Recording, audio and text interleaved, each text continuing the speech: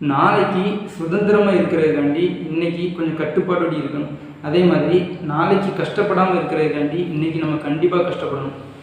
நான் பட்ட கஷ்டத்தை என்னுடைய குழந்தை படக்கூடாது அப்படிங்கிறதுக்காண்டி ஒவ்வொரு பெற்றவர்களும் முயற்சி பண்ணுறாங்க. ஆனால் ஏன் கஷ்டப்படுறோம் அப்படிங்கிறத கண்டிப்பாக குழந்தைகள் புரிஞ்சுக்கணும், புரிய வைக்கணும். ஏன்னா கஷ்டப்படாமலே குழந்தைகளை வளர்க்குறனால அந்த கஷ்டம்னா என்னென்னே அந்த குழந்தைகளுக்கு தெரியாமல் போயிடுது. எதுவுமே ஈஸியாக கிடச்சுன்னா அதோட அருமை தெரிய போகிறது கிடையாது. கஷ்டப்பட்டவனுக்கு தான் தெரியும் கஷ்டத்தோட வலி எப்படி இருக்கும் அப்படின்னு. கஷ்டப்படாமல் வளர்ந்துட்டோம்னு வைங்களேன், கஷ்டம்னா என்னென்னே தெரிய போகிறது இல்லை. கிராமத்தில் ஒரு கதை சொல்லுவாங்க. எப்படின்னா, விவசாயி ஒருத்தர் ஒரு ஆலமரத்தை வாங்கிட்டு வந்து தன்னுடைய தோட்டத்தில் குழி தோண்டி நட்டு அந்த மரம் அங்கேயும் இங்கேயும் ஆடாமல் இருக்கிறதுக்காண்டி ஒரு குச்சி வச்சு நாட்டி அதை கயிறு வச்சு கட்டி ஆடு மாடு மேயாமல் இருக்கிறதுக்காண்டி சுற்றி வேலி அமைச்சு நீர் பாய்ச்சி அதை பராமரித்து வளர்த்துட்டு வருவாங்க. இதை பார்த்துட்டு இருந்த ஒரு காட்டு செடி அந்த ஆலமரத்தில் கேட்குமா, இதெல்லாம் ஒரு வாழ்க்கையா? உன்னை ஒரு சிறையில் இருக்கிற மாதிரி வேலியை வச்சு அடைச்சி நீ அங்கேயும் இங்கேயும் ஆடாமல் உன்னுடைய சுதந்திரத்தை கையில் வச்சு கட்டி உன்னை வளர்த்துட்டு வராங்க அப்படின்னு சொல்லி கேலி பண்ணணும்.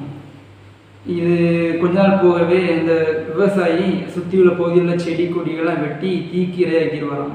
அப்போ அந்த விவசாயியோட மகன் அந்த விவசாயிகிட்ட கேட்பானா, என்னப்பா அந்த ஆலமரத்தை நீங்கள் இப்படி பராமரிச்சுட்டு வரீங்களே, ஆனால் சுற்றி உள்ள பகுதியில் செடிகள்லாம் நீங்கள் இப்படி வெட்டி தீக்கீரையாக்கிட்டீங்களே அப்படின்னு கேட்கும்போது அந்த விவசாயி சொல்லுவாரானா, இந்த ஆலமரம் வந்து 100 ஆண்டுகளுக்கு மேலாக நின்று நல்ல பலனை தரக்கூடியது.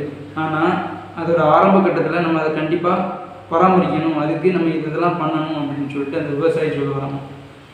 அப்போ இதே மாதிரி தான் நம்ம மனுஷனோட வாழ்க்கையில் ஆரம்ப பகுதி அது வந்து ரொம்ப முக்கியம். இந்த ஆரம்ப கட்டத்தை நம்ம பயன்படுத்தாமல் கட்டுப்பாடு இல்லாமல் நம்ம விட்டுட்டோம்னா எதிர்காலத்தில் வந்து நம்ம கண்டிப்பாக கஷ்டப்படுறதுக்கு நிறைய வாய்ப்புகள் இருக்குது.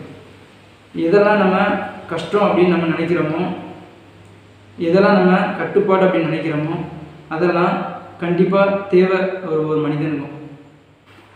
நல்ல நல்ல விஷயங்களை பின்பற்றுறதுக்கு சிரமமாக தான் இருக்கும். ஆனால் அதை நம்ம தொடர்ச்சியாக பின்பற்ற பழகிட்டோம்னு வைங்களேன், அது எதிர்காலத்தில் நமக்கு கண்டிப்பாக நல்ல பலனை தரும்.